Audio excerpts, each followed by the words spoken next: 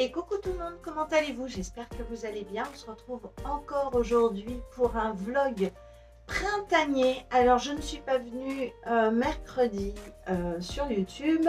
Vous n'avez pas eu de vidéo puisque je n'ai strictement rien fait. En fait, je vous cache pas, depuis lundi, mardi, dimanche, lundi, mardi, je n'ai vraiment pas fait grand chose. J'ai pris plus du temps pour moi, pour ma maison, des sorties, des achats, enfin des courses, des choses comme ça avec monsieur, des obligations. Donc voilà, pas de vidéo, mais écoutez, ce n'est pas grave puisqu'il y en a plein d'autres. Donc je pense que vous ne vous êtes pas ennuyés. On se retrouve donc jeudi. Nous sommes le combien? 14? Non, 13? Je ne sais pas. J'ai un problème avec les dates parce que je ne les regarde pas avant. Hein. Voilà, tout est fait naturellement. Je ne prépare pas mes vidéos, je ne fais pas speakerine. Écoutez, le soleil est revenu, puisque hier c'était moyen en Île-de-France. Écoutez, là, on a un petit ciel bleu, on a du rayon de soleil, donc ça fait plaisir. Donc, on a fait petit make-up rose. Voilà, et j'ai remis ce body que j'aime beaucoup. Je sais plus, je sais pas s'il a un nom. En tout cas, c'est mon body que j'adore faire, qui a un tout petit col, mais vous pouvez augmenter le col. C'est la créatrice de Studio Calico, mais avant, elle avait une autre marque. Et c'est voilà, c'est celui-ci. Vous pouvez le trouver sur Makerist lorsqu'il y a les ventes à 2 €. Et franchement, je l'adore. Il faudrait vraiment que j'en fasse parce que les bodys, j'adore. J'adore les bodys et voilà. Bon, qu'est-ce que je peux vous raconter? Je n'ai toujours pas fini ma chemise puisque je n'ai vraiment pas fait de couture. Je crois que le dernier jour où j'ai un petit peu cousu, c'est le samedi. Oui, c'est samedi. Là, nous sommes donc jeudi. Je n'ai pas cousu.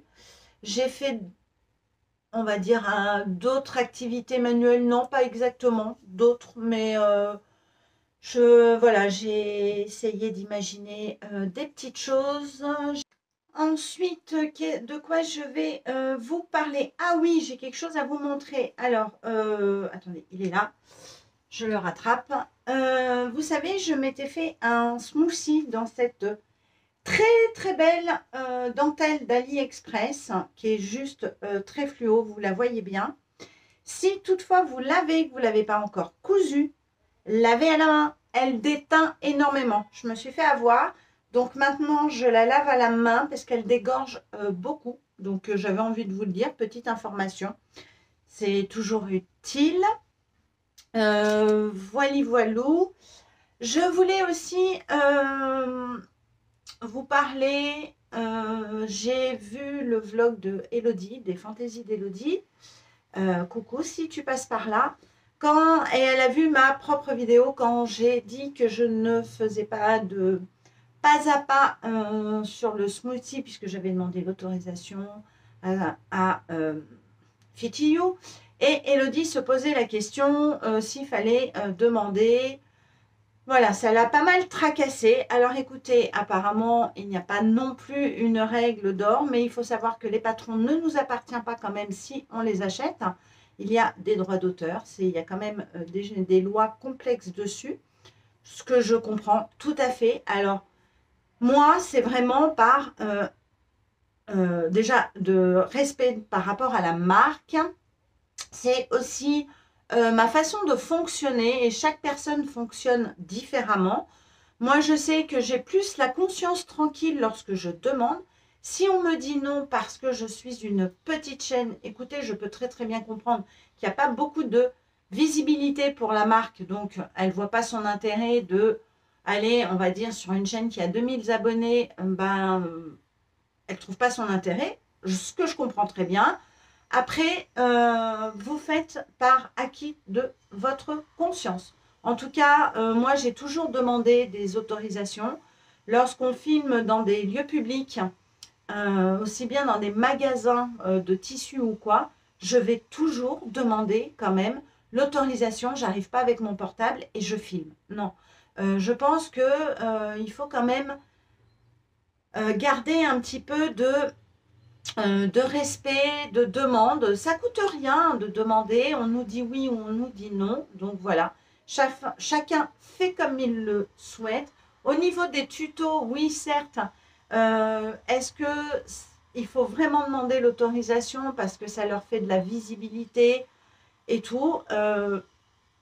Je ne pense pas, comme j'ai dit, qu'il y ait une loi, mais en tout cas, moi, pour ma conscience, pour être voilà, tranquille et transparente, eh ben, je demande l'autorisation.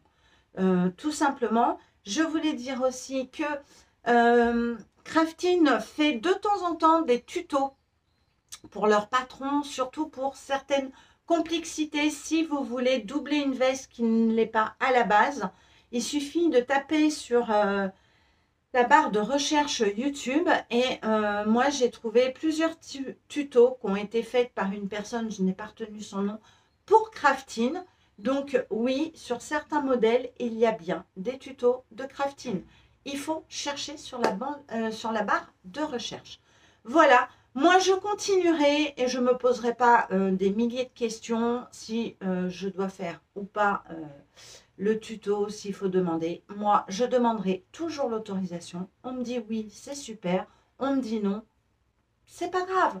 Ce n'est pas grave du tout. On peut faire à la limite un vlog couture sans montrer trop d'étapes, mais en expliquant. Voilà, il y a d'autres moyens.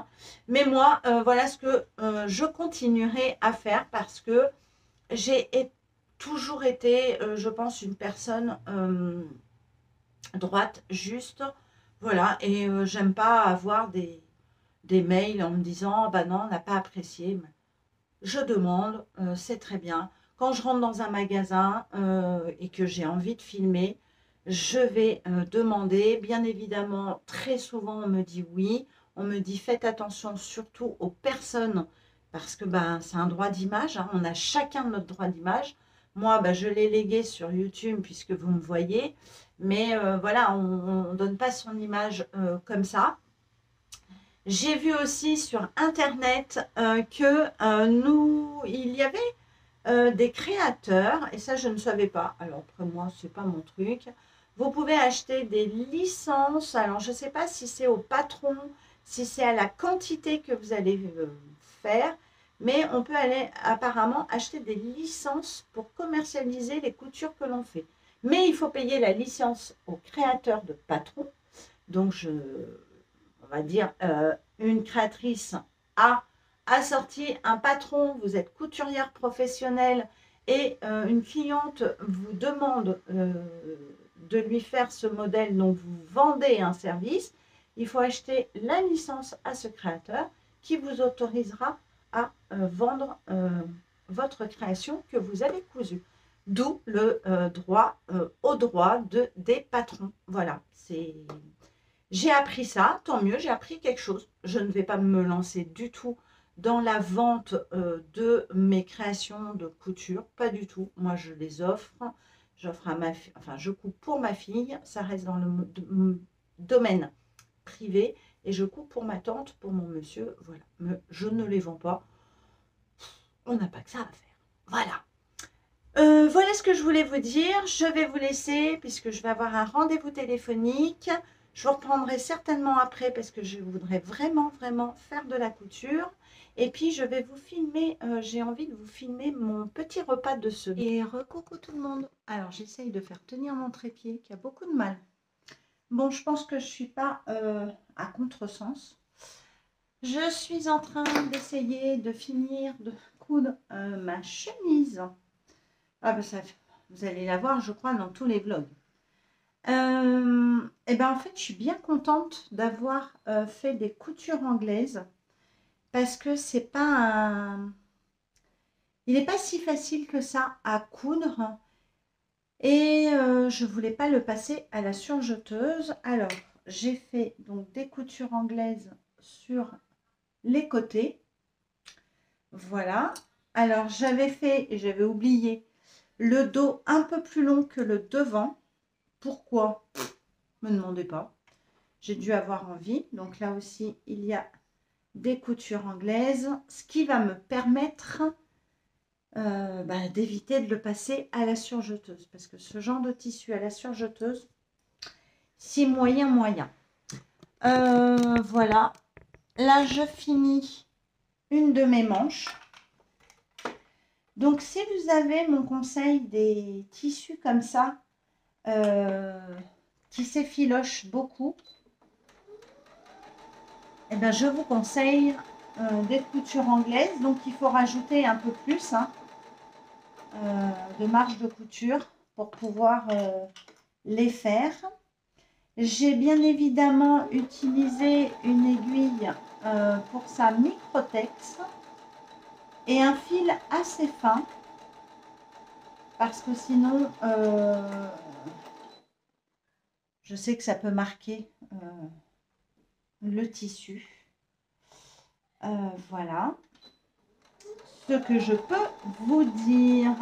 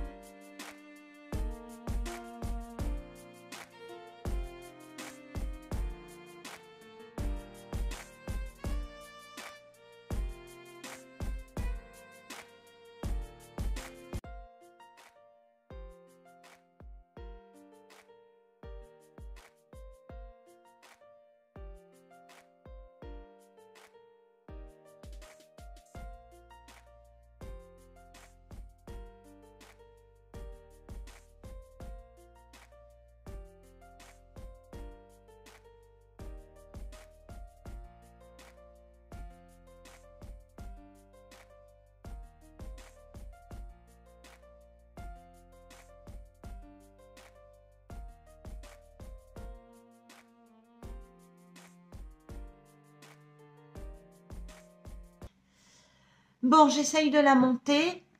Par contre, au niveau des emmanchures, je ne fais pas de couture anglaise. Je passerai ça à la surjeteuse. Et on verra ce que ça donne. Mais j'ai trop, évidemment, elle tombe. J'ai trop hâte de la finir. Franchement, j'ai trop hâte. Donc, évidemment, c'est pas le bon côté que j'ai pris, c'est celui-là.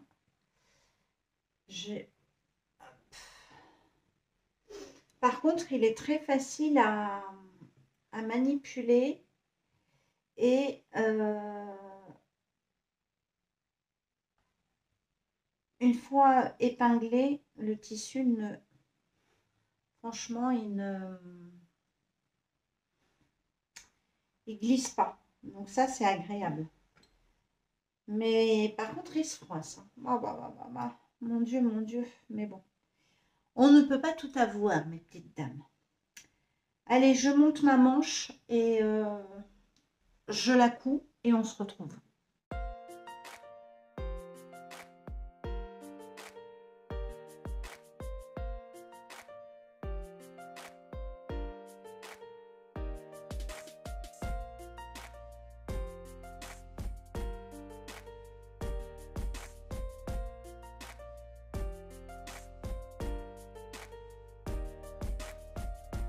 Coucou, comment allez-vous? J'espère que vous allez bien.